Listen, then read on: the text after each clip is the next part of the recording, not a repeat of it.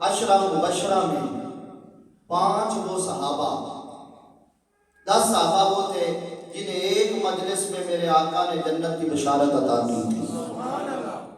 ان میں 5 صحابہ حضرت عثمان، حضرت طلحہ، حضرت زبیر، حضرت عبد الرحمن بن عوف اور حضرت ابو عبیدہ، یہ جو 5 صحابہ تھے، ان کے ساتھ حضرت ابو بکر صدیق کا یارانہ تھا، بہت گہری دوستی تھی۔ ابھی یہ اسلام نہیں لائے تھے، حضرت ابو بکر صدیق اسلام لے آئے تھے، تو اسلام لانے کے بعد حضرت ابو بکر صدیق ان کے پاس بیٹھ جاتے، جیسے ہم میں دوست اکٹھے کبھی کبھی بیٹھتے ہیں، پھر باتیں کرتے ہیں، ایک اپنی بات سناتا ہے، وہ اپنی سناتا ہے، ایک دوسرے کو باتیں کی جاتی ہیں۔ تو جب بھی یہ ان کے پاس بیٹھتے، حضرت عثمان کے پاس بیٹھتے، انہیں کہتے نبی پاک علیہ السلام کے بارے میں، حضور کی باتیں کرتے۔ یار میں بچپن سے ان کے ساتھ ہوں، تم دیکھ نہیں رہے کبھی ان کی زبان سے جھوٹ نکلا ہی نہیں، دنیا کے معاملات میں کبھی انہوں نے غلط بیانی نہیں کی ہے، تو تم دیکھتے نہیں ہو۔ اگر دنیا کے معاملے میں وہ اس طرح کے ہیں تو پھر دین کے معاملے میں کتنے سخت ہوں گے اس معاملے میں۔ تو وہ جو کہتے ہیں کہ میں اللہ کا سچا رسول ہوں، وہ سچ ہی بولتے ہوں گے۔ زبیر کے پاس بیٹھ، زبیر دیکھا نہیں کہ جو بھی امانت ان کے پاس رکھتا ہے کبھی انہوں نے خیانت کی نہیں ہے۔ ہم کتنے لوگوں کو جانتے ہیں، مانتے رکھتے ہیں، وہ خیانت کر لیتے ہیں، لیکن انہوں نے کبھی خیانت تک نہیں کی ہے۔ ہم ان کے کردار کو بچپن سے جانتے نہیں ہیں۔ ابو بیدہ کے پاس بیٹھ جانا، دیکھا نہیں، مکہ میں پیدا ہوئے، ہم کب سے ان کے ساتھ ہیں، ان کا کردار ہمارے سامنے ہے۔ تو وہ جو کہتے ہیں کہ میں اللہ کا سچا رسول ہوں، ہمیں مان لینا چاہیے اللہ کے سچے رسول ہیں۔ اس طرح ان 5 حضرات کے پاس آپ بیٹھتے تھے اور نبی پاک علیہ السلام کے بارے میں باتیں کرتے رہتے تھے، تو بالآخر وہ دن آ گیا کہ یہ 5 حضرت ابو بکر صدیق کی دعوت پر حضور کے غلام بن جاتے ہیں۔ 5 حضرات یہ وہ ہیں جو عشرہ مبشرہ میں شامل ہیں، کہ جنہیں حضور نے ایک نشست میں جنت کی بشارت عطا کر دی تھی۔ یہ 5 حضرت ابو بکر صدیق کی دعوت پر ایمان لائے ہیں۔ اللہ تعالیٰ ہمیں بھی ایسی توفیق دے کہ ہم دوستوں کے پاس بیٹھیں اور انہیں نیکی کی دعوت دیں۔ آمین کہہ دیں۔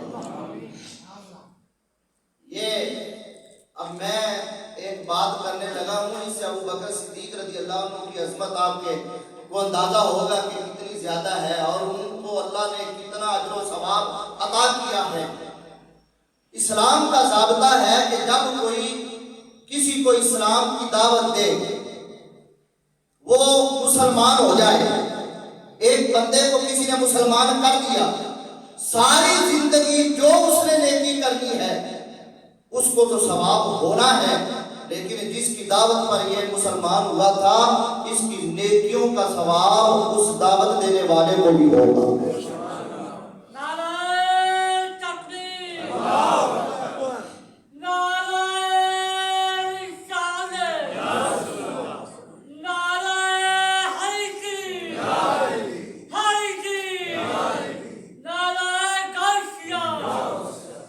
شان سیدنا صدیق اکبر زندہ۔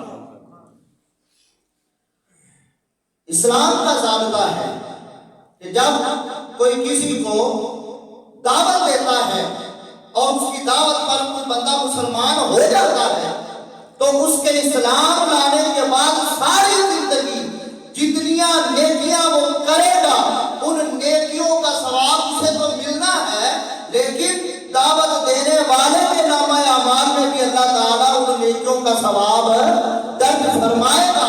تو اسی طرح ہے، کسی کی دعوت پر کوئی نمازی بن گیا، کسی کی دعوت پر کوئی نیک بن گیا، کسی نے برائی چھوڑ دی، تو وہ کتنی دیر نیکیاں کرتا رہے گا، اس کو دعوت دینے والے کو بھی ثواب ملتا رہے گا۔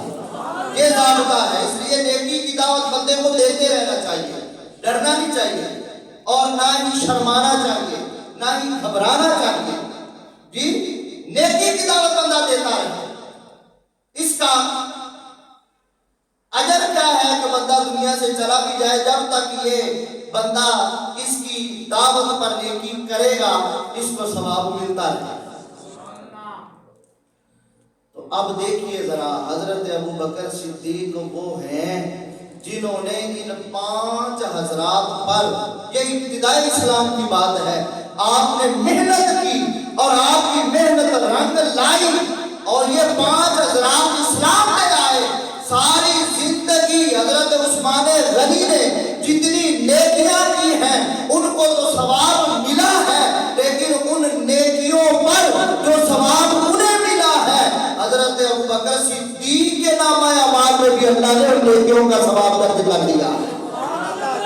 حضرت زبیر نے زندگی میں جتنی نیکیاں کی ہیں ان کو ثواب ملا ہے، اور جتنا ثواب اللہ نے انہیں دیا ہے اتنا ثواب اللہ تعالیٰ نے ابوبکر صدیق کے نامہ اعمال میں بھی درج کر دیا ہے۔ حضرت زبیر، حضرت عبد الرحمن بن عوف، حضرت طلحہ اور حضرت ابو عبیدہ، انہوں نے زندگی میں جتنی نیکیاں کی ہیں ان نیکیوں کا جو ثواب ان کے نامہ اعمال میں بھی درج ہوا ہے، اور اتنا ثواب اللہ نے ابوبکر صدیق کے نامہ اعمال میں بھی درج کر دیا۔ یہ ہے ابوبکر صدیق رضی اللہ تعالیٰ عنہ کہ جنہیں اللہ تعالیٰ نے اتنی نیکیوں کا ثواب دیا ہے کہ شاید ہی کوئی وہاں پہنچا ہو۔ حضرت ابوبکر صدیق رضی اللہ تعالیٰ عنہ نے اسلام کے لیے بڑی محنت کی۔